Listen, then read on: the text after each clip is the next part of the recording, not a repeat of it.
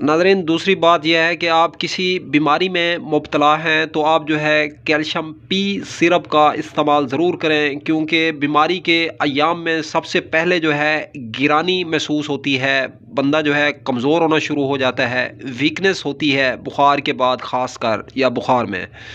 तो नाज़रीन, उस टाइम जो है कैल्शियम पी सिरप का इस्तेमाल ज़रूर करें, क्योंकि जिस्म में ये क़ुव्वत मदाफ़त को बढ़ाता है, बीमारी का जो असर है इसको कम अज़ कम करता है।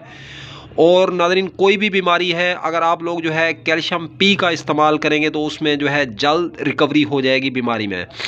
तो कैल्शियम पी जो है ये हड्डियों की रूह है, ये हड्डियों का जौहर है। कैल्शियम पी सिरप हड्डियों का मुहाफ़िज़ है। तो नाज़रीन, जिस्म में हमारा जो जिस्म है ये हड्डियों के मुजस्मे के ऊपर जो है खड़ा हुआ है सारा गोश्त।